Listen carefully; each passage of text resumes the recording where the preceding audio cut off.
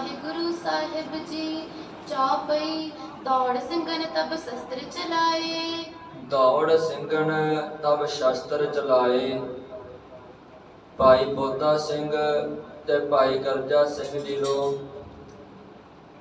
ਲਾਹੌਰ ਤੋਂ ਜ਼ਕਰੀਆ ਖਾਨ ਨੇ ਫੌਜ ਭੇਜੀ। ਫੌਜਦਾਰ ਜਲਾਲੂਦੀਨ ਦੇ ਅਧੀਨ 100 ਸਿਪਾਹੀ ਆਏ ਹਨ ਦੋਵਾਂ ਸਿੰਘਾਂ ਨੂੰ ਗ੍ਰਿਫਤਾਰ ਕਰਨ ਵਾਸਤੇ, ਫੜਨ ਵਾਸਤੇ। ਜਦੋਂ ਨੂਰਦੀਨ ਦੀ ਸਰਾਹ ਤੇ ਫੌਜ ਪਹੁੰਚੀ ਤੇ ਦੋਵਾਂ ਧਿਰਾਂ ਦੇ ਵਿੱਚ ਗੋਸ਼ਟ ਹੋਈ, ਵਿਚਾਰਾਂ ਹੋਈਆਂ ਕੁਝ ਸਮੇਂ ਦੇ ਲਈ। ਭਾਈ ਬੋਧਾ ਸਿੰਘ ਜੀ ਲਲਕਾਰ ਕੇ ਕਹਿਣ ਲੱਗੇ, ਗੱਲਾਂ ਬਾਤਾਂ ਦੇ ਨਾਲ ਸਮਾਂ ਨਾ ਬਰਬਾਦ ਕਰੀਏ, ਸਗੋਂ ਮੈਦਾਨੇ ਜੰਗ ਦੇ ਵਿੱਚ ਜੂਝ ਕੇ ਆਪਣੀ ਆਪਣੀ ਹਿੰਮਤ ਨੂੰ ਆਪਾਂ ਪਰਖ ਲਈਏ। ਤੁਸੀਂ ਆਪਣਾ ਜ਼ੋਰ ਲਾ ਲਵੋ ਸਾਨੂੰ ਗ੍ਰਿਫਤਾਰ ਕਰਨ ਵਾਸਤੇ, ਤੇ ਅਸੀਂ ਆਪਣਾ ਜ਼ੋਰ ਲਾ ਲੈਂਦੇ ਹਾਂ ਕਿ ਅਸੀਂ ਸ਼ਹਾਦਤ ਦਾ ਜਾਮ ਪੀਣਾ ਹੈ। ਦੋਵਾਂ ਧਿਰਾਂ ਦੇ ਵਿੱਚ ਬਹਿਸ ਬਸਾਈਆ ਹੋਇਆ ਅਤੇ ਫਿਰ ਫੌਜਦਾਰ ਜਲਾਲੂਦੀਨ ਨੇ 2 ਦੇ ਬਦਲੇ 4 ਸਿਪਾਹੀ ਭੇਜੇ ਹਨ। ਉਹਨਾਂ ਚੌਹਾਂ ਨੂੰ ਹੀ ਦੋਵਾਂ ਸਿੰਘਾਂ ਨੇ ਧਰਤੀ ਤੇ ਸੁੱਟ ਲਿਆ। ਫਿਰ 2 ਦੇ ਬਦਲੇ 8 ਆਏ ਹਨ, ਉਹਨਾਂ 8 ਨੂੰ ਵੀ ਲੰਮੇ ਪਾ ਲਿਆ। ਫਿਰ ਗਿਆਨੀ ਗਿਆਨ ਸਿੰਘ ਜੀ ਕਹਿੰਦੇ ਇੱਕ ਜੱਥਾ 8 ਦਾ ਹੋਰ ਆਇਆ, ਉਹਨਾਂ ਨੂੰ ਵੀ ਦੋਵਾਂ ਸਿੰਘਾਂ ਨੇ ਲੰਮੇ ਪਾ ਲਿਆ। ਤੇ ਫਿਰ ਇੱਕੇ ਵਾਰੀ ਫੌਜ ਆਈ, ਦੋਵਾਂ ਸਿੰਘਾਂ ਨੇ ਆਪਣੀ ਪਿੱਠ ਜੋੜੀ, ਦੌੜ ਸਿੰਘਣ ਤਬ ਸ਼ਸਤਰ ਚਲਾਏ। ਦੋਵੇਂ ਸਿੰਘ ਫਿਰ ਦੌੜ ਦੌੜ ਕੇ ਫੌਜ ਦੇ ਉੱਤੇ ਸ਼ਸਤਰ ਚਲਾਉਂਦੇ ਹਨ। ਹੱਥ ਸਿੰਘਨ ਕੇ ਤੁਰਕ ਨ ਆਏ। ਹੱਥ ਸਿੰਘਣ ਕੇ ਤੁਰਕ ਨ ਆਏ, ਕਿਉਂਕਿ ਜਿਹੜੇ ਤੁਰਕ ਹਨ ਉਹ ਘੋੜਿਆਂ ਤੇ ਬੈਠੇ ਹੋਏ ਹਨ, ਸਿੱਖ ਜਿਹੜੇ ਉਹ ਜ਼ਮੀਨ ਤੇ ਹਨ। ਤੇ ਦੋਵਾਂ ਧਿਰਾਂ ਦੇ ਵਿੱਚ ਲੜਾਈ ਹੋ ਰਹੀ ਹੈ, ਪਰ ਤੁਰਕਾਂ ਦੇ ਹੱਥ ਵਿੱਚ ਸਿੱਖ ਨਾ ਆਏ। ਸੋਟੇ ਢੀਮ ਤਬ ਸਿੰਘਨ ਚਲਾਈ। ਸੋਟੇ ਢੀਮ ਤਬ ਸਿੰਘਨ ਚਲਾਈ, ਸਿੰਘਾਂ ਨੇ ਸੋਟੇ ਚਲਾਏ, ਢੀਮਾਂ ਚਲਾਈਆਂ, ਤਲਵਾਰਾਂ ਚਲਾ ਕੇ ਫੌਜ ਦਾ ਮੁਕਾਬਲਾ ਕੀਤਾ। ਤੁਰਕ ਸੋ ਘੋੜੇ ਗਏ ਹਿਲਾਈ। ਤੁਰਕ ਸੋ ਘੋੜੇ ਗਏ ਹਿਲਾਈ, ਤੇ ਇੱਕ ਵਾਰੀ ਇੰਨਾ ਭਾਰੀ ਹਮਲਾ ਕੀਤਾ ਦੋਵਾਂ ਸਿੱਖਾਂ ਨੇ, ਫੌਜ ਦੇ ਪੈਰ ਹਿਲਾ ਕੇ ਰੱਖ ਦਿੱਤੇ, ਫੌਜ ਦੀ ਪੇਸ਼ ਕੋਈ ਨਾ ਜਾਣ ਦਿੱਤੀ। ਤੇ ਜਿੰਨੇ ਵੀ ਸਿਪਾਹੀ ਅਤੇ ਫੌਜਦਾਰ ਸੀ ਆਪਣੀ ਜਾਨ ਬਚਾਉਣ ਦੇ ਲਈ ਇੱਕ ਵਾਰੀ ਪਿੱਛੇ ਨੂੰ ਭੱਜ ਤੁਰੇ। ਤੁਰਕ ਜਿੰਦ ਕੋ ਚਾਹੇ ਬਚਾਈ। ਤੁਰਕ ਜਿੰਦ ਕੋ ਚਾਹੇ ਬਚਾਈ, ਕਿਉਂਕਿ ਤੁਰਕਾਂ ਨੂੰ ਆਪਣੀ ਜਾਨ ਪਿਆਰੀ ਹੈ, ਉਹ ਆਪਣੀ ਜਾਨ ਬਚਾਉਣ ਦੇ ਲਈ ਪਿੱਛੇ ਨੂੰ ਭੱਜ ਗਏ ਹਨ। ਸਿੰਘਨ ਚਿੰਤਾ ਜਿੰਦ ਨ ਕਾਈ। ਸਿੰਘਨ ਚਿੰਤਾ ਜਿੰਦ ਨ ਕਾਈ, ਪਰ ਸਿੰਘਾਂ ਨੇ ਆਪਣੇ ਮਨ ਦੇ ਵਿੱਚੋਂ ਜ਼ਿੰਦਗੀ ਦੀ ਚਿੰਤਾ ਲਾਈ ਹੋਈ ਹੈ, ਕਿਉਂਕਿ ਉਹਨਾਂ ਨੇ ਮੌਤ ਨੂੰ ਪ੍ਰਵਾਨ ਕੀਤਾ ਹੋਇਆ ਹੈ। ਤੁਰਕਾਂ ਨੂੰ ਜਾਨ ਪਿਆਰੀ ਹੈ ਤੇ ਸਿੱਖਾਂ ਨੂੰ ਅੱਗਿਓਂ ਮੌਤ ਪਿਆਰੀ ਹੈ। ਜਿੱਧਰੋਂ ਸ਼ਸਤਰ ਤੁਰਕਨ ਆਵੇ। ਜਿੱਧਰੋਂ ਸ਼ਸਤਰ ਤੁਰਕਨ ਆਵੇ, ਤੁਰਕ ਜਿੱਧਰੋਂ ਵੀ ਸ਼ਸਤਰ ਸਿੱਖਾਂ ਦੇ ਉੱਤੇ ਚਲਾਉਂਦੇ ਹਨ। ਸਿੰਘ ਸੋ ਦੌੜ ਉੱਤੇ ਵੱਲ ਆਵੇ। ਸਿੰਘ ਸੋ ਦੌੜ ਉੱਤੇ ਵੱਲ ਆਵੇ, ਤੇ ਸਿੰਘ ਉਧਰ ਨੂੰ ਹੀ ਦੌੜ ਕੇ ਉਹਨਾਂ ਵੱਲ ਧਾਵਾ ਕਰਦੇ ਹਨ, ਹਮਲਾ ਕਰਦੇ ਹਨ। ਅਤੇ ਜਿਹੜੇ ਸ਼ਸਤਰ ਚਲਾਉਂਦੇ ਹਨ ਉਹਨਾਂ ਨੂੰ ਡੰਡੇ ਮਾਰ ਕੇ, ਤਲਵਾਰਾਂ ਮਾਰ ਕੇ ਜ਼ਖਮੀ ਕਰਕੇ ਪਿਛਾਂਹ ਨੂੰ ਭਜਾਉਂਦੇ ਹਨ। ਪਹੁੰਚ ਸੋ ਤੁਰਕਨ ਸ਼ਸਤਰ ਲਗਾਵੇ। ਪਹੁੰਚ ਸੋ ਤੁਰਕਨ ਸ਼ਸਤਰ ਚਲਾ ਲਗਾਵੇ, ਉੱਥੇ ਪਹੁੰਚ ਕੇ ਭੱਜ ਕੇ ਦੋਵੇਂ ਸਿੱਖ ਜਿਹੜੇ ਵਾਰ ਕਰਦੇ ਹਨ। ਆਪਣੇ ਨਾਲ ਸਰਹਰ ਬਚਾਵੇ। ਆਪਣੇ ਨਾਲ ਸਰਹਰ ਬਚਾਵੇ, ਸਰਹਰ ਤੋਂ ਭਾਵ ਕਿ ਸਰੀਰ। ਸਿੱਖ ਆਪਣੇ ਸਰੀਰ ਨੂੰ ਨਹੀਂ ਬਚਾਉਂਦੇ, ਭਾਵੇਂ ਜ਼ਖਮ ਆਵੇ, ਭਾਵੇਂ ਤਲਵਾਰ ਲੱਗੇ, ਤੀਰ ਲੱਗੇ, ਸਗੋਂ ਭੱਜ ਕੇ ਫੌਜ ਦੇ ਉੱਤੇ ਵਾਰ ਕਰਦੇ ਹਨ। ਤੁਰਕਨ ਤੇ ਨਿਜ ਸਰੀਰ ਚਰਾਵੇ। ਤੁਰਕਨ ਤੇ ਨਿਜ ਸਰੀਰ ਚਰਾਵੇ, ਕਿਉਂਕਿ ਤੁਰਕ ਜਿਹੜੇ ਸ਼ਸਤਰ ਚਲਾਉਂਦੇ ਹਨ ਉਹਨਾਂ ਸ਼ਸਤਰਾਂ ਦੇ ਨਾਲ ਸਿੱਖ ਆਪਣੇ ਸਰੀਰ ਨੂੰ ਚਰਾਉਂਦੇ ਹਨ, ਜ਼ਖਮ ਲਿਆਉਂਦੇ ਹਨ। ਲੱਗੀ ਸ਼ਸਤਰ ਤਨ ਖੁਸ਼ੀਆਂ ਆਵੇ। ਲੱਗੇ ਸ਼ਸਤਰ ਤਨ ਖੁਸ਼ੀਆਂ ਆਵੇ, ਜਿਉਂ ਸਿੱਖਾਂ ਦੇ ਸਰੀਰਾਂ ਉੱਤੇ ਜ਼ਖਮ ਲੱਗਦੇ ਹਨ, ਜਿਉਂ ਸ਼ਸਤਰਾਂ ਦੇ ਫੱਟ ਲੱਗਦੇ ਹਨ, ਤਿਉਂ ਸਿੱਖ ਉਹਨਾਂ ਸ਼ਸਤਰਾਂ ਦੇ, ਉਹਨਾਂ ਫੱਟਾਂ ਦੇ, ਉਹਨਾਂ ਜ਼ਖਮਾਂ ਦੀ ਖੁਸ਼ੀ ਮਨਾਉਂਦੇ ਹਨ।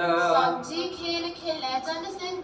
ਸੌਂਚੀ ਖੇਲ ਖੇਲੇ ਜਨ ਸਿੰਘ, ਦੋਵੇਂ ਸਿੱਖ ਸੌਂਚੀ ਦੀ ਖੇਡ ਖੇਡਦੇ ਹਨ। ਸੌਂਚੀ ਤੋਂ ਭਾਵ ਕਿ ਜਿਵੇਂ ਕਬੱਡੀ ਇੱਕ ਖੇਡ ਹੈ, ਜਿਵੇਂ ਇੱਕ ਜੱਫਾ ਲਾਉਂਦਾ ਹੈ, ਬਾਕੀ ਰੇਡ ਪਾਉਂਦੇ ਹਨ, ਇਸ ਤਰ੍ਹਾਂ ਜਿਹੜਾ ਕਬੱਡੀ ਦੀ ਖੇਡ ਖੇਡੀ ਜਾਂਦੀ ਹੈ, ਇਹ ਦੋਵੇਂ ਸਿੰਘ ਭੱਜ ਭੱਜ ਕੇ ਤੁਰਕਾਂ ਨੂੰ ਜਿਹੜਾ ਉੱਤੇ ਹਮਲਾ ਕਰਦੇ ਹਨ, ਸੌਂਚੀ ਦੀ ਖੇਡ ਖੇਡਦੇ ਹਨ। ਭਰੇ ਛੋਟੀ ਕਤ ਲੰਬੀ ਡਿੰਗ, ਭਰੇ ਛੋਟੀ ਕਤ ਲੰਬੀ ਡਿੰਗ, ਕਦੀ ਛੋਟੀ ਛਾਲ ਮਾਰਦੇ ਹਨ, ਕਦੀ ਵੱਡੀ ਛਲਾਂਗ ਮਾਰ ਕੇ ਤੁਰਕਾਂ ਤੇ ਹਮਲਾ ਕਰਦੇ ਹਨ। ਤੁਰਕ ਵੀ ਹੱਲਾ ਕਰ ਕਰ ਮਾਰੇ, ਤੁਰਕ ਵੀ ਹੱਲਾ ਕਰ ਕਰ ਮਾਰੇ। ਅੱਗੇ ਤੁਰਕ ਵੀ ਹੱਲਾ ਕਰ ਕਰਕੇ ਸਿੱਖਾਂ ਨੂੰ ਮਾਰਦੇ ਹਨ ਕਿ ਕਿਸੇ ਨਾ ਕਿਸੇ ਤਰੀਕੇ ਦੋਵੇਂ ਜਾਣੇ ਕਾਬੂ ਆ ਜਾਣ।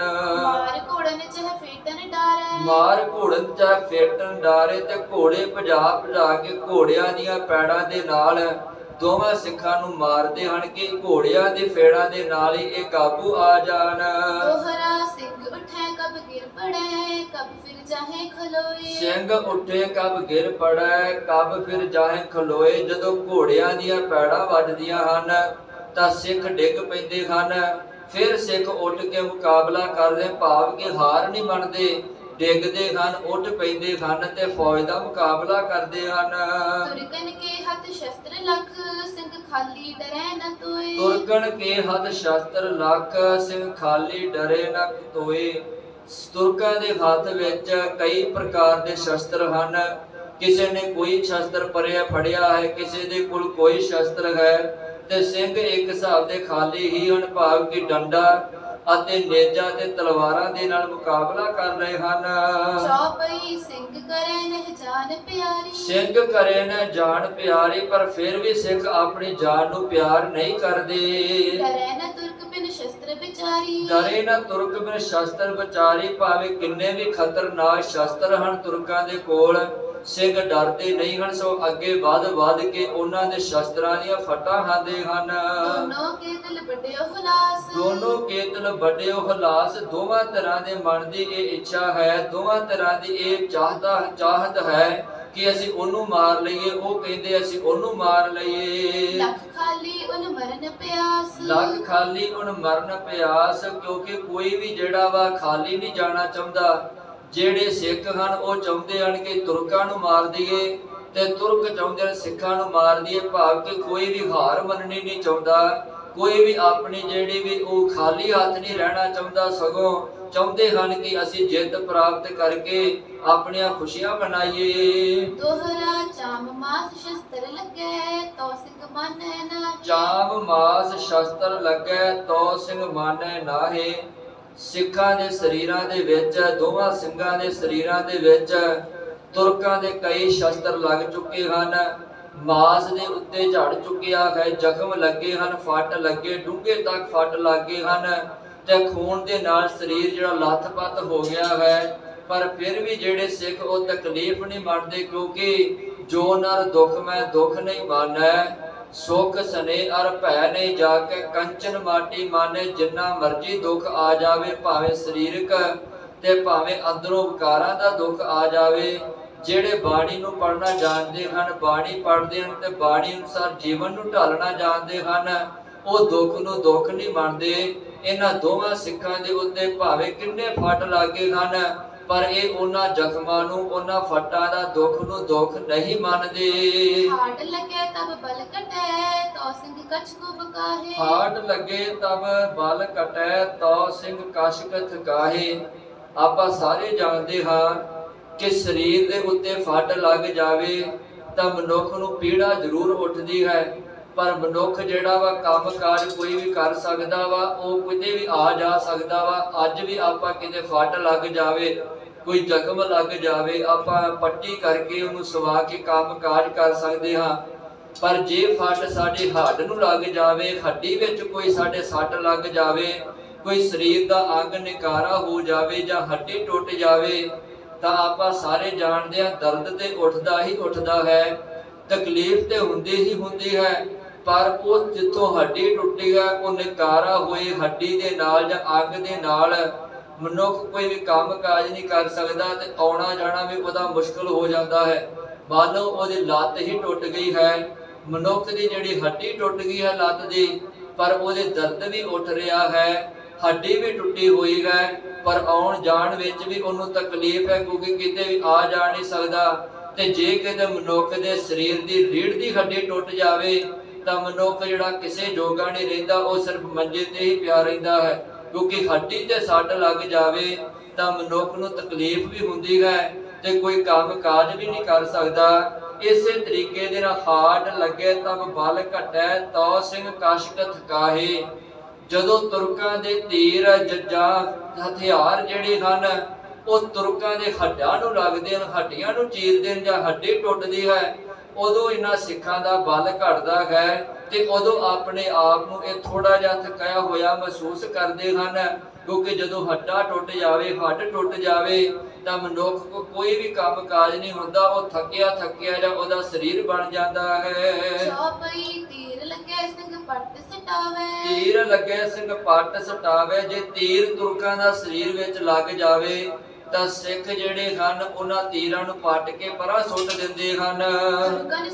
ਤੁਰਕਨ ਕੋ ਸੋ ਅੱਖੀਂ ਦਿਖਾਵੇ। ਤੁਰਕਨ ਕੋ ਸੋ ਅੱਖੀਂ ਦਿਖਾਵੇ ਤੇ ਤੁਰਕਾਂ ਦੇ ਸਾਹਮਣੇ ਉਹਨਾਂ ਦੀਆਂ ਅੱਖਾਂ ਦੇ ਸਾਹਮਣੇ ਤੀਰ ਕੱਢ ਕੇ ਪਰਾਂ ਸੁੱਟਦੇ ਹਨ। ਸਿੰਘ ਕਹੈ ਤ੍ਰਿਗ ਤੁਮਰੇ ਤੀਰ। ਸਿੰਘ ਕਹੈ ਤ੍ਰਿਗ ਤੁਮਰੇ ਸ੍ਰੀ ਤੀਰ। ਤੇ ਦੋਵੇਂ ਸਿੱਖ ਅੱਗੇ ਕਹਿੰਦੇ ਹਨ ਤੁਰਕਾਂ ਨੂੰ ਕਿ ਤੁਹਾਡੇ ਜਿਹੜੇ ਤੀਰ ਉਹ ਵੀ ਫਟਕਾਰਯੋਗ ਹਨ, ਜਿਨ੍ਹਾਂ ਤੀਰਾਂ ਦੇ ਨਾਲ ਸਾਡਾ ਕੋਈ ਨੁਕਸਾਨ ਨਹੀਂ ਹੋ ਰਿਹਾ। ਤੁਹਾਨੂੰ ਆਪਣੇ ਤੀਰਾਂ ਤੇ ਇੰਨਾ ਜ਼ਿਆਦਾ ਮਾਣ ਹੈ, ਪਰ ਸਾਡੀਆਂ ਨਜ਼ਰਾਂ ਦੇ ਵਿੱਚ ਤੁਹਾਡੇ ਤੀਰ ਫਟਕਾਰਯੋਗ ਹਨ, ਜਿਹੜੇ ਸਾਡੇ ਸਰੀਰਾਂ 'ਤੇ ਲੱਗ ਰਹੇ ਹਨ, ਪਰ ਸਾਡਾ ਸਰੀਰਾਂ ਦਾ, ਸਾਡੀ ਹਿੰਮਤ ਦਾ ਕੋਈ ਵੀ ਇਹ ਨੁਕਸਾਨ ਨਹੀਂ ਕਰ ਰਹੇ। ਹਮਰੋ ਚੀਰ ਨ ਸਕੈ ਸਰੀਰ। ਹਮਰੋ ਚੀਰ ਨ ਸਕੈ ਸਰੀਰ। ਕਿਉਂਕਿ ਤੁਹਾਡੇ ਫਟਕਾਰਯੋਗ ਤੀਰ ਜਿਹੜੇ ਹਨ ਸਾਡੇ ਸਰੀਰਾਂ ਨੂੰ ਵੀ ਚੀਰ ਕੇ ਨਹੀਂ ਜਾ ਸਕਦੇ। ਤਬ ਲਾਗੇ ਤਲਵਾਰ ਚਲਾਣ। ਤਬ ਲਾਗੇ ਤਲਵਾਰ ਚਲਾਣ। ਜਦੋਂ ਤੀਰਾਂ ਨੂੰ ਚਲਾ ਕੇ ਤੁਰਕਾਂ ਨੇ ਵੇਖ ਲਿਆ, ਪਹਿਲਾਂ ਹਮਲਾ ਕਰਕੇ ਵੇਖਿਆ, ਸਿੱਖਾਂ ਨੇ ਪੇਸ਼ ਕੋਈ ਨਾ ਜਾਣ ਦਿੱਤੇ, ਫਿਰ ਤੀਰਾਂ ਦਾ ਵਾਰ ਕੀਤਾ ਗਿਆ ਹੈ। ਸਿੱਖਾਂ ਨੇ ਤੀਰਾਂ ਦੇ ਵਾਰਾਂ ਨੂੰ ਵੀ ਆਪਣੇ ਤਨ ਦੇ ਉੱਤੇ, ਸਰੀਰ ਦੇ ਉੱਤੇ ਸਹਾਰ ਲਿਆ ਹੈ ਤੇ ਫਿਰ ਹਾਰ ਕੇ ਤੁਰਕਾਂ ਨੇ ਤਲਵਾਰਾਂ ਕੱਢੀਆਂ ਹਨ ਕਿ ਤਲਵਾਰਾਂ ਦੇ ਨਾਲ ਜਿਹੜਾ ਇਹਨਾਂ ਨੂੰ ਫੱਟ ਦਿੱਤੇ ਜਾਣ, ਇਹਨਾਂ ਨੂੰ ਮਾਰਿਆ ਜਾਵੇ, ਇਹਨਾਂ ਨੂੰ ਖਤਮ ਕੀਤਾ ਜਾਵੇ। ਤੁਰਕਾਂ ਨੇ ਤਲਵਾਰਾਂ ਮਿਆਨਾਂ ਚੋਂ ਬਾਹਰ ਕੱਢੀਆਂ ਤੇ ਤਲਵਾਰਾਂ ਦੇ ਨਾਲ ਦੋਵਾਂ ਸਿੱਖਾਂ ਉੱਤੇ ਵਾਰ ਕਰਦੇ ਹਨ। ਸਿੰਘ ਸੋਟੋ ਸੋ ਰੁਕੇ ਤਾਨ। ਸਿੰਘ ਸੋਟੋ ਸੋ ਰੋਕੇ ਤਾਏ ਤਾਨ। ਕਿਉਂਕਿ ਆਪਾਂ ਜਾਣਦੇ ਹਾਂ ਕਿ ਤਲਵਾਰ ਦਾ ਸਾਈਜ਼ ਵੱਧ ਤੋਂ ਵੱਧ 2 ਜਾਂ 1.5 ਫੁੱਟ ਦਾ ਹੁੰਦਾ ਹੈ, ਪਰ ਡੰਡਾ ਉਹਦੀ ਲੰਬਾਈ 5-6 ਫੁੱਟ ਤੱਕ ਦੀ ਹੁੰਦੀ ਹੈ। ਤਲਵਾਰ ਨੂੰ ਚਲਾਉਣ ਲੱਗਿਆ ਅਗਲੇ ਦੇ ਸਰੀਰ ਤੱਕ ਆਉਣਾ ਪੈਂਦਾ ਹੈ, ਪਰ ਡੰਡੇ ਨੂੰ, ਡਾਂਗ ਨੂੰ ਚਲਾਉਣ ਲੱਗਿਆ ਅਗਲੇ ਦੇ ਸਰੀਰ ਤੱਕ ਨਹੀਂ ਜਾਣਾ ਪੈਂਦਾ, ਉਹਦਾ ਵਾਰ ਦੂਰੋਂ ਹੀ ਹੋ ਜਾਂਦਾ ਹੈ। ਭਾਈ ਰਤਨ ਸਿੰਘ ਜੀ ਕਹਿੰਦੇ ਹਨ ਤੁਰਕਾਂ ਨੇ ਤਲਵਾਰਾਂ ਕੱਢੀਆਂ ਤੇ ਭੱਜ ਕੇ ਸਿੱਖਾਂ ਦੇ ਸਰੀਰਾਂ ਨੂੰ ਮਾਰਨ ਦੀਆਂ ਕੋਸ਼ਿਸ਼ਾਂ ਕਰਦੇ ਹਨ ਤੇ ਇਹਨਾਂ ਸਿੱਖਾਂ ਨੇ ਅੱਗੇ ਡੰਡੇ ਫੜੇ ਹੋਏ ਹਨ ਤੇ ਜਦੋਂ ਲਾਗੇ ਆਉਣ ਦੀ ਕੋਸ਼ਿਸ਼ ਕਰਦੇ ਨੇ, ਇਹ ਗਦਕੇ ਦੇ ਇੰਨੇ ਮਾਰ ਹਨ, ਪਿੱਠਾਂ ਜੋੜ ਕੇ ਦੋਵੇਂ ਜਣੇ ਡੰਡੇ ਇੰਨੀ ਤੇਜ਼ੀ ਨਾਲ ਘੁਮਾ ਰਹੇ ਹਨ ਕਿ ਜਿਹੜਾ ਵੀ ਅੱਗੇ ਤੁਰਕ ਆਉਂਦਾ ਹੈ ਉਹਦੇ ਡੰਡਾ ਵੱਜਦਾ, ਉਹ ਧਰਤੀ ਤੇ ਡਿੱਗ ਪੈਂਦਾ ਹੈ। ਦੋਵਨ ਸਿੰਘਨ ਲਈ ਪਿੱਠ ਜੋੜ। ਦੋਵਨ ਸਿੰਘਨ ਲਈ ਪਿੱਠ ਜੋੜ। ਕਿਉਂਕਿ ਦੋਵਾਂ ਸਿੰਘਾਂ ਨੇ ਆਪਣੀਆਂ ਪਿੱਠਾਂ, ਆਪਣਾ ਲੱਕ ਜੋੜਿਆ ਹੋਇਆ ਹੈ। ਸੋਟਣ ਸੋ ਦੇ ਘੋੜੇ ਮੋੜ। ਸੋਟਣ ਸੋ ਦੇ ਘੋੜੇ ਮੋੜ। ਤੇ ਜਿਹੜੇ ਘੋੜਿਆਂ ਤੇ ਫੌਜਾਂ ਚੜ ਕੇ ਆਈਆਂ ਸਨ, ਸਿੱਖਾਂ ਨੇ ਘੋੜਿਆਂ ਦੀਆਂ ਲੱਤਾਂ ਤੇ ਮਾਰ ਡੰਡੇ ਘੋੜਿਆਂ ਨੂੰ ਪਿਛਾਂਹ ਭਜਾ ਦਿੱਤਾ, ਕਿਉਂਕਿ ਜਾਨ ਉਹਨਾਂ ਵਿੱਚ ਵੀ ਹੈ, ਤਕਲੀਫ ਉਹਨਾਂ ਨੂੰ ਵੀ, ਘੋੜਿਆਂ ਨੂੰ ਵੀ ਉਨੀ ਜ਼ਿਆਦਾ ਹੁੰਦੀ ਹੈ ਜਿੰਨੀ ਜ਼ਿਆਦਾ ਮਨੁੱਖ ਨੂੰ ਤਕਲੀਫ ਹੁੰਦੀ ਹੈ। ਤੇ ਜਦੋਂ ਘੋੜਿਆਂ ਦੀਆਂ ਲੱਤਾਂ ਦੇ ਡਾਂਡੇ ਮਾਰੇ, ਡਾਂਗਾ ਮਾਰੀਆਂ ਤੇ ਘੋੜੇ ਗਾਂਹ ਵਧਣ ਦੀ ਪਛਾਏ ਸਗੋਂ ਪਛਾਣ ਹੋ ਗਏ। ਦੋਹਰਾ ਘੋੜੇ ਛੱਡ ਪਿਆਦੇ ਪਏ ਡਾਹੇ ਆਗੇ ਢਾਲ। ਘੋੜੇ ਛੱਡ ਪਿਆਦੇ ਪਏ ਡਾਹੇ ਆਗੇ ਢਾਲ। ਹਾਰ ਕੇ ਫਿਰ ਤੁਰਕਾਂ ਨੇ ਘੋੜਿਆਂ ਦਾ ਤਿਆਗ ਕਰ ਦਿੱਤਾ ਹੈ, ਥੱਲੇ ਉਤਰ ਆਏ ਹਨ, ਪਿਆਦੇ ਬਣ ਕੇ ਪੈਦਲ ਹੋ ਕੇ ਵਾਰ ਕਰਦੇ ਹਨ ਤੇ ਅਗਲੇ ਬੰਨੇ ਸਿੱਖਾਂ ਨੇ ਫਿਰ ਡੰਡਿਆਂ ਦੇ ਨਾਲ ਫਿਰ ਵਾਰ ਕੀਤੇ ਹਨ ਤੇ ਇਹ ਆਪਣੀਆਂ ਢਾਲਾਂ ਦੇ ਨਾਲ ਰੋਕਦੇ ਹਨ। ਸੋਟਣ ਸੋ ਉਨ ਢਾਲ ਕੋ ਕਿਨੋ ਬੁਰੋ ਹਵਾਲ। ਸੋਟਣ ਸੋ ਉਨ ਢਾਲ ਕੋ ਕਿਨੋ ਬੁਰੋ ਹਵਾਲ। ਸਿੱਖਾਂ ਨੇ ਇੰਨੀਆਂ ਜ਼ੋਰ ਦੀਆਂ ਡਾਂਗਾਂ ਮਾਰੀਆਂ ਹਨ, ਉਹਨਾਂ ਨੂੰ ਢਾਲ ਦੇ ਨਾਲ ਰੋਕਦੇ ਤੇ ਜ਼ਰੂਰ ਹਨ, ਪਰ ਰੋਕਦਿਆਂ ਵੀ ਸਿੱਖਾਂ ਨੇ ਉਹਨਾਂ ਦਾ ਬੁਰਾ ਹਾਲ ਕਰ ਦਿੱਤਾ ਹੈ। ਚੌਪਈ ਤੋ ਤੁਰਕਨ ਨੇ ਮਾਨੀਆਨ। ਤੋ ਤੁਰਕਨ ਨੇ ਮਾਨੀ ਆਣ, ਜਦੋਂ ਤੁਰਕਾਂ ਨੇ ਇਹ ਵੀ ਦਾ ਖੇਡ ਕੇ ਵੇਖ ਲਿਆ, ਇਸ ਤਰੀਕੇ ਦੇ ਨਾਲ ਵੀ ਸਿੱਖਾਂ ਨੂੰ ਪਕੜਨ ਦਾ ਯਤਨ ਕੀਤਾ, ਨਹੀਂ ਗੱਲ ਬਣੀ, ਤੇ ਤੁਰਕਾਂ ਨੇ ਫਿਰ ਇੱਕ ਕੰਮ ਹੋਰ ਕੀਤਾ ਕਿ ਇਸ ਤਰੀਕੇ ਦੇ ਨਾਲ ਇਹਨਾਂ ਨੇ ਕਾਬੂ ਨਹੀਂ ਆਉਣਾ। ਸਿੰਘਨ ਪਰ ਨਾ ਪਾਵੈ ਤਾਨ। ਸਿੰਘਨ ਪਰ ਨਾ ਅਪਾਵੈ ਤਾਣ, ਕਿਉਂਕਿ ਸਿੰਘਾਂ ਦੇ ਉੱਤੇ ਸਾਡਾ ਜ਼ੋਰ ਨਹੀਂ ਪੈ ਰਿਹਾ। ਤਾਣ ਤੋਂ ਭਾਵ ਹੁੰਦਾ ਜ਼ੋਰ, ਬਲ। ਸਾਡਾ ਬਲ ਨਹੀਂ ਉਹਨਾਂ ਉੱਤੇ ਪੈ ਰਿਹਾ, ਜ਼ੋਰ ਨਹੀਂ ਪੈ ਰਿਹਾ, ਸਾਡੀ ਸਮਰੱਥਾ ਕੋਈ ਵੀ ਦਾ ਜਿਹੜਾ ਹੈ ਉਹਨਾਂ ਦੇ ਉੱਤੇ ਕੰਮ ਨਹੀਂ ਕਰ ਰਿਹਾ। ਤੁਰਕਨ ਬੰਦੂਕ ਸੰਭਾਰੀ। ਤੋ ਤੁਰਕਨ ਬੰਦੂਕ ਸੰਭਾਰੀ, ਫਿਰ ਤੀਸਰੀ ਵਾਰ ਉਹਨਾਂ ਨੇ ਬੰਦੂਕਾਂ ਕੱਢ ਲਿਆ ਆਣ ਕੇ ਬੰਦੂਕਾਂ ਦੇ ਨਾਲ ਇਹਨਾਂ ਸਿੱਖਾਂ ਦੇ ਉੱਤੇ ਵਾਰ ਕੀਤੇ ਜਾਣ। ਲਾਵੈ ਸਿੰਘਨ ਗੋਲੀ ਭਾਰੀ। ਲਾਵੇ ਸਿੰਘਨ ਗੋਲੀ ਭਾਰੀ, ਫਿਰ ਬੰਦੂਕਾਂ ਦੇ ਨਾਲ ਇਹਨਾਂ ਨੇ ਸਿੱਖਾਂ ਦੇ ਸਰੀਰਾਂ ਨੂੰ ਨਿਸ਼ਾਨੇ ਬਣਾ ਕੇ ਗੋਲੀਆਂ ਚਲਾਈਆਂ ਹਨ। ਜਹਾਂ ਲੱਗੇ ਹੱਡ ਦੇਵੈ ਤੋੜ। ਜਹਾਂ ਲੱਗੇ ਹੱਟ ਦੇਵੈ ਤੋੜ, ਕਿਉਂਕਿ ਆਪਾਂ ਜਾਣਦੇ ਆ ਕਿ ਗੋਲੀ ਜਿੱਥੇ ਵੀ ਸਰੀਰ ਵਿੱਚ ਵੜ ਜਾਵੇ, ਸਰੀਰ ਨੂੰ ਪਾੜਦਿਆਂ ਹੋਇਆਂ ਗਾਹ ਵੀ ਲੰਘ ਜਾਂਦੀ ਹੈ ਤੇ ਸਰੀਰ ਦੇ ਵਿੱਚ ਵੀ ਗੋਲੀ ਰਹਿ ਜਾਂਦੀ ਹੈ ਕਿਸੇ ਵੇਲੇ। ਜਿੱਥੇ ਵੀ ਸਿੱਖਾਂ ਦੇ ਸਰੀਰ ਦੇ ਉੱਤੇ ਗੋਲੀ ਲੱਗਦੀ ਹੈ ਉਹ ਹੱਡ ਨੂੰ ਤੋੜ ਕੇ ਰੱਖ ਦਿੰਦੀ ਹੈ। ਛੋਟੇ ਲਾਵੇ ਹੱਥ ਦਾ ਫੋੜ। ਛੋਟੇ ਲਾਵੇ ਹੱਥ ਦੇ ਫੋੜ, ਤੁਰਕਾਂ ਨੇ ਸਿੱਖਾਂ ਦੇ ਹੱਥਾਂ ਨੂੰ ਨਿਸ਼ਾਨਾ ਬਣਾਇਆ ਹੈ।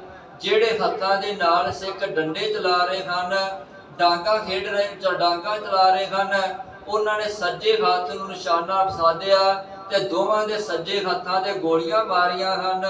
ਸਿੰਘਨ ਸੋਟੇ ਹੱਥ ਖੱਬੇ ਫੜੇ। ਸਿੰਘਨ ਸੋਟੇ ਹੱਥ ਖੱਬੇ ਫੜੇ, ਜਦੋਂ ਸਿੱਖਾਂ ਦੇ ਸੱਜੇ ਹੱਥ ਨਿਕਾਰਾ ਹੋ ਗਏ, ਗੋਲੀਆਂ ਵੱਜ ਕੇ ਜ਼ਖਮੀ ਹੋ ਗਏ, ਨਹੀਂ ਸੱਤਿਆ ਰਹੀ ਕਿ ਹੁਣ ਸੱਜੇ ਹੱਥ ਨਾਲ ਲੜ ਸਕਦੇ ਆ, ਉਹਨਾਂ ਨੇ ਫਿਰ ਖੱਬੇ ਹੱਥ ਵਿੱਚ ਡਾਂਗਾ ਫੜ ਲਈਆਂ ਹਨ।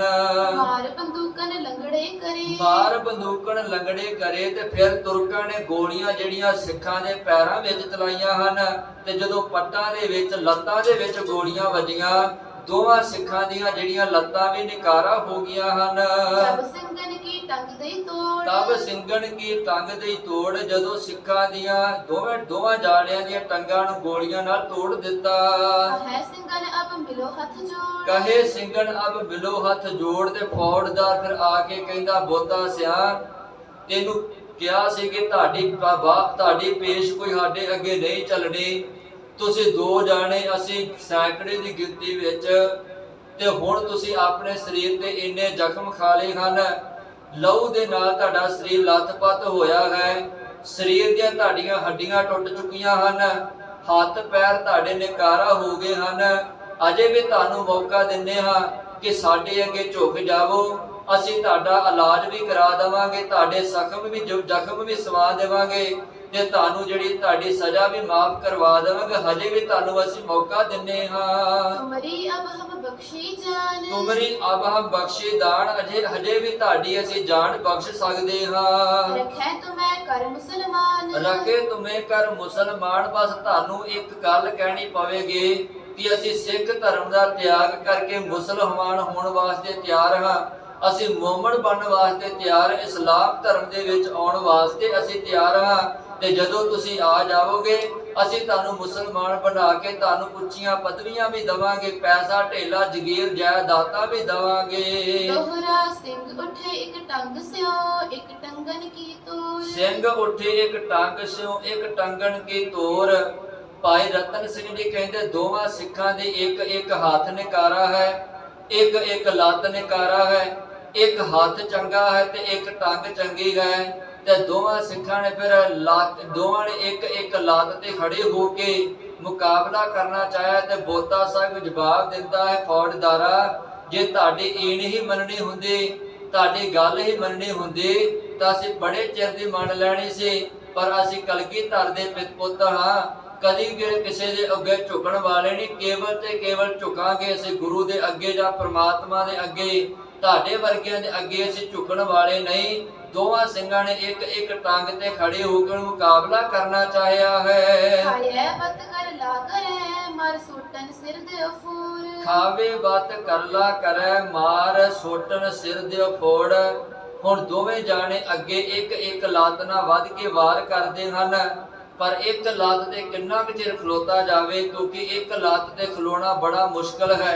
ਬੜਾ ਮੁਸ਼ਕਲ ਹੈ ਇੱਕ ਲੱਤ ਤੇ ਖਲੋਣਾ, ਇੱਕ ਲੱਤ ਤੇ ਚੱਲਣਾ ਤੇ ਇੱਕ ਲੱਤ ਦੇ ਨਾਲ ਜ਼ਿੰਦਗੀ ਨੂੰ ਬਤੀਤ ਕਰਨਾ। ਕਿਉਂਕਿ ਅੱਜ ਵਰਤਮਾਨ ਵਿੱਚ ਵੇਖ ਲਈਏ, ਜਿਨ੍ਹਾਂ ਦਾ ਇੱਕ ਅੰਗ ਨਿਕਾਰਾ ਹੈ, ਜਾਂ ਹੱਥ ਨਹੀਂ ਹੈ, ਜਾਂ ਲੱਤ ਨਹੀਂ ਹੈ, ਜਾਂ ਅੱਖ ਨਹੀਂ, ਜਾਂ ਕੰਨ ਨਹੀਂ, ਜਾਂ ਮੂੰਹ ਨਹੀਂ ਹੈਗਾ, ਮੂੰਹ ਤੋਂ ਭਾਵ ਕਿ ਜ਼ੁਬਾਨ ਨਹੀਂ ਹੈਗੀ, ਉਹਨਾਂ ਨੂੰ ਪੁੱਛ ਕੇ ਵੇਖੋ ਕਿ ਜਿਹੜੇ ਇੱਕ ਇੱਕ ਅੰਗ ਤੋਂ ਨਿਕਾਰੇ ਹਨ, ਉਹਨਾਂ ਦਾ ਜੀਵਨ ਕਿੱਦਾਂ ਦਾ ਬਤੀਤ ਹੁੰਦਾ ਹੈ। ਸਾਨੂੰ ਤੇ ਸਗੋਂ ਸ਼ੁਕਰ ਕਰਨਾ ਚਾਹੀਦਾ ਹੈ ਪ੍ਰਮਾਤਮਾ ਦਾ, ਜਿਸ ਪ੍ਰਮਾਤਮਾ ਨੇ ਮਿਹਰ ਕਰਕੇ ਕਿਰਪਾ ਕਰਕੇ ਸਾਨੂੰ ਸਾਰੇ ਦੇ ਸਾਰੇ ਅੰਗ ਨਿਆਰੇ ਨਹੀਂ, ਸਾਰੇ ਦੇ ਸਾਰੇ ਅੰਗ ਸਾਨੂੰ ਪੂਰੇ ਦਿੱਤੇ ਹਨ। ਸਾਡੀਆਂ ਅੱਖਾਂ ਪੂਰੀਆਂ ਹਨ, ਸਾਡੀਆਂ ਬਾਹਾਂ ਪੂਰੀਆਂ ਹਨ, ਲੱਤਾਂ ਸਾਡੀਆਂ ਪੂਰੀਆਂ ਆ ਜਾ ਸਕਦੇ, ਕੋਈ ਕੰਮ ਕਾਰ ਕਰ ਸਕਦੇ, ਕਿਸੇ ਪ੍ਰਕਾਰ ਦੀ ਸਾਨੂੰ ਤਕਲੀਫ ਨਹੀਂ। ਪਰ ਫਿਰ ਵੀ ਅਸੀਂ ਪ੍ਰਮਾਤਮਾ ਤੋਂ ਦੂਰ ਹਾਂ। ਕਦੀ ਪ੍ਰਮਾਤਮਾ ਦਾ ਸ਼ੁਕਰ ਨਹੀਂ ਕੀਤਾ ਜਿਸ ਪ੍ਰਮਾਤਮਾ ਨੇ ਇਹ ਅੰਗ ਦਿੱਤੇ ਹੈ। ਕਿਉਂਕਿ ਬਾਣੀ ਦੇ ਅਨੁਸਾਰ ਜਿੱਥੇ ਅਸੀਂ ਦੁਨਿਆਵੀ ਦਾਤਾਂ ਨੂੰ ਪ੍ਰਮਾਤਮਾ ਦੀਆਂ ਦਾਤਾਂ ਮੰਨਦੇ ਹਾਂ, ਪਦਾਰਥਾਂ ਨੂੰ ਦਾਤਾਂ ਮੰਨਦੇ ਹਾਂ, ਅਸਲ ਵਿੱਚ ਬਾਣੀ ਦੇ ਅਨੁਸਾਰ ਸਭ ਤੋਂ ਵੱਡੀ ਦਾਤ ਆ ਸਰੀਰ ਹੀ ਹੈ। ਕਿਉਂਕਿ ਸਤਿਗੁਰੂ ਜੀ ਨੇ ਸਭ ਤੋਂ ਪਹਿਲੇ ਕਿਰਪਾ ਕਰਕੇ ਮਨੁੱਖ ਨੂੰ ਦਾਤ ਸਰੀਰ ਦੀ ਦਿੱਤੀ ਹੈ। ਸਤਿਗੁਰੂ ਜੀ ਨੇ ਸਰੀਰ ਜਿਹੜਾ ਐਡਾ ਵਧੀਆ ਬਣਾਇਆ ਹੈ, ਹੱਥ ਪੈਰ ਨੱਕ ਸਾਰਾ ਕੁਝ ਦਿੱਤਾ ਹੈ, ਤੇ ਸਤਿਗੁਰੂ ਜੀ ਕਹਿੰਦੇ ਇਹ ਤੈਨੂੰ ਪ੍ਰਮਾਤਮਾ ਨੇ ਦਾਤ ਦਿੱਤੀ ਹੈ। ਤੈਨੂੰ ਤੇਰੇ ਕੰਮ ਚੰਗੇ ਸਨ, ਜਿਹਦੇ ਕਰਕੇ ਤੇਰੀਆਂ ਲੱਤਾਂ ਪੂਰੀਆਂ ਸਲਾਮਤ ਹਨ, ਤੇਰੇ ਹੱਥ ਪੈਰ ਸਲਾਮਤ ਹਨ, ਤੇਰਾ ਸਾਰੇ ਦਾ ਸਾਰਾ ਸਰੀਰ ਸਹੀ ਹੈ। ਉਹਨਾਂ ਨੂੰ ਵੇਖ ਜਿਨ੍ਹਾਂ ਦੇ ਕੰਮ ਮਾੜੇ ਸਨ, ਤੇ ਪ੍ਰਮਾਤਮਾ ਨੇ ਉਹਨਾਂ ਦਾ ਜੰਮਦੇ ਸਾਰੇ ਇੱਕ ਇੱਕ ਅੰਗ ਵੀ ਖੋਲਿਆ, ਉਹਨਾਂ ਨੂੰ ਇੱਕ ਇੱਕ ਅੰਗ ਦੀ ਦਾਤ ਦਿੱਤੀ ਹੀ ਨਹੀਂ ਹੈ। ਕਿਉਂਕਿ ਉਹਨਾਂ ਨੂੰ ਜਦੋਂ ਵੇਖਦੇ ਹਾਂ ਤੇ ਸਾਨੂੰ ਪ੍ਰਮਾਤਮਾ ਦਾ ਸ਼ੁਕਰ ਕਰਨਾ ਚਾਹੀਦਾ ਹੈ, ਪਰ ਅਸੀਂ ਕਰਦੇ ਨਹੀਂ। ਅਸੀਂ ਬੇਸ਼ੁਕਰੇ ਹੋ ਚੁੱਕੇ ਹਾਂ, ਦਾਤ ਲੈ ਕੇ ਮੁਕਰਨ ਵਾਲੇ ਬਣ ਚੁੱਕੇ ਹਾਂ ਕਿ ਪ੍ਰਮਾਤਮਾ ਦਾ ਫਰਜ਼ ਸੀ ਇਹ ਦਾਤ ਦੇਣਾ, ਪਰ ਸਾਡਾ ਫਰਜ਼ ਨਹੀਂ ਕਿ ਪ੍ਰਮਾਤਮਾ ਨੂੰ ਚੇਤੇ ਕਰੀਏ, ਪ੍ਰਮਾਤਮਾ ਦਾ ਸ਼ੁਕਰ ਕਰੀਏ। ਸਤਿਗੁਰੂ ਜੀ ਕਹਿੰਦੇ ਤੁਹਾਡਾ ਹਾਲ ਉਹ ਬਣਿਆ ਹੈ। ਮਨੁੱਖ ਦਾ ਹਾਲ ਤੇ ਜਿਹੜਾ ਵਾ ਉਹ ਗਾਂ ਵਰਗਾ ਹੈ, ਜਿਹੜਾ ਪਾਣੀ ਪੀ ਕੇ ਪਿੱਠ ਵਿਖਾ ਦਿੰਦਾ, ਪਿੱਠ ਵਿਖਾ ਦਿੰਦੀ ਹੈ। ਕਿਉਂਕਿ ਗਾਂ ਦਾ ਸੁਭਾਅ ਹੈ, ਉਹਨੇ ਜੇ ਪਾਣੀ ਸਰੋਵਰ ਵਿੱਚੋਂ ਪੀਣ ਆਈ ਹੈ ਤੇ ਪਾਣੀ ਪੀਂਦਿਆਂ ਸਾਰ ਉਹਨੇ ਪਿੱਠ ਵਿਖਾ ਦੇਣੀ ਕਿ ਤੂੰ ਮੇਰਾ ਪਾਣੀ ਪਿਆ ਕੇ ਪਿਆਸ ਦੂਰ ਕੀਤੀ, ਅੱਜ ਤੋਂ ਬਾਅਦ ਹੁਣ ਮੇਰੀ ਤੇਰੇ ਨਾਲ ਪਿੱਠ ਹੈ। ਪਰ ਸਤਿਗੁਰੂ ਜੀ ਕਹਿੰਦੇ ਹਨ ਮਨੁੱਖ ਤੈਨੂੰ ਸਗੋਂ ਜਿਹੜਾ ਸੁਭਾਅ ਮੋਰ ਵਰਗਾ ਬਣਾਉਣਾ ਚਾਹੀਦਾ ਹੈ। ਕਿਉਂਕਿ ਮੋਰ ਦਾ ਸੁਭਾਅ ਹੈ, ਉਹਨੇ ਪਾਣੀ ਪੀਣਾ ਹੈ, ਜਦੋਂ ਕਦੀ ਵੀ ਉਹਨੇ ਪਿੱਠ ਪਾਣੀ ਵੱਲ ਨਹੀਂ ਕਰਨੀ, ਸਗੋਂ ਸਿਰ ਝੁਕਾ ਕੇ ਚੱਲਣਾ ਹੈ ਤੇ ਪੁੱਠੇ ਪੈਰੇ ਚੱਲਣਾ ਹੈ ਕਿ ਤੂੰ ਪਿਆਸ ਮੇਰੀ ਦੂਰ ਕੀਤੀ ਹੈ, ਮੈਨੂੰ ਪਾਣੀ ਪੀ ਦਿੱਤਾ ਹੈ ਤੇ ਪਾਣੀ ਦੇ ਨਾਲ ਮੇਰੀ ਪਿਆਸ ਦੂਰ ਹੋਈ ਹੈ। ਸ਼ੁਕਰ ਕਰਦਾ ਹੈ ਪਾਣੀ ਦਾ। ਸਤਿਗੁਰੂ ਜੀ ਕਹਿੰਦੇ ਮਨੁੱਖ ਤੈਨੂੰ ਆਪਣਾ ਜਿਹੜਾ ਸੁਭਾਅ ਗਾਂ ਵਰਗਾ ਨਹੀਂ, ਆਪਣਾ ਸੁਭਾਅ ਤੈਨੂੰ ਮੋਰ ਵਰਗਾ ਬਣਾਉਣਾ ਚਾਹੀਦਾ ਹੈ। ਹਰੇਕ ਦਾਤ ਦਾ ਪ੍ਰਮਾਤਮਾ ਦਾ ਸ਼ੁਕਰ ਕਰ, ਜਿਹੜੀ ਵੀ ਪ੍ਰਮਾਤਮਾ ਨੇ ਤੈਨੂੰ ਦਿੱਤੀ ਹੈ ਤੇ ਪ੍ਰਮਾਤਮਾ ਨੇ ਤੈਨੂੰ ਤਰੁੱਠ ਕੇ ਦਿੱਤੀ ਹੈ, ਤੇਰੇ ਕਰਮਾਂ ਦੇ ਆਧਾਰ ਤੇ ਤੇਰੀ ਝੋਲੀ ਵਿੱਚ ਦਾਤ ਪਾਈ ਹੈ, ਤੇ ਸ਼ੁਕਰ ਕਰ। ਇਹ ਦੋਵੇਂ ਸਿੱਖ ਜਿਨ੍ਹਾਂ ਦੀ ਇੱਕ ਇੱਕ ਟੰਗ ਨਿਕਾਰਾ ਹੋ ਚੁੱਕੀ ਹੈ, ਇੱਕ ਇੱਕ ਹੱਥ ਨਿਕਾਰਾ ਹੋ ਚੁੱਕਾ ਹੈ, ਸਰੀਰ ਦੇ ਵਿੱਚ ਪਤਾ ਨਹੀਂ ਕਿੰਨੇ ਫੱਟ ਲੱਗੇ ਹਨ, ਪਰ ਫਿਰ ਵੀ ਇਹਨਾਂ ਨੇ ਹਿੰਮਤ ਨਹੀਂ ਹਾਰੀ, ਇੱਕ ਇੱਕ ਟੰਗ ਦੇ ਨਾਲ ਮੁਕਾਬਲਾ ਕਰਦੇ ਹਨ। ਤੇ ਫੌਜਦਾਰ ਫਿਰ ਜਿਹੜਾ ਅੱਗਿਓਂ ਹਮਲਾ ਕਰਾਉਂਦਾ ਹੈ, ਫਿਰ ਦੋਵੇਂ ਜਾਣੇ ਕਿਵੇਂ ਸ਼ਹਾਦਤ ਦਾ ਜਾਮ ਪੀਂਦੇ ਹਨ, ਉਹ ਵਿਚਾਰ ਆਪਾਂ ਕੱਲ ਦੇ ਦੀਵਾਨਾਂ 'ਚ ਕਰਾਂਗੇ। ਇੰਨੀਆਂ ਬੇਨਤੀਆਂ ਪ੍ਰਵਾਨ ਕਰਨੀਆਂ। ਗੁਰੂ ਅਤੇ ਸੰਗਤ ਬਖਸ਼ਣਹਾਰ ਹੈ। ਵਾਹਿਗੁਰੂ ਜੀ ਕਾ ਖਾਲਸਾ, ਵਾਹਿਗੁਰੂ ਜੀ ਕੀ ਫਤਿਹ।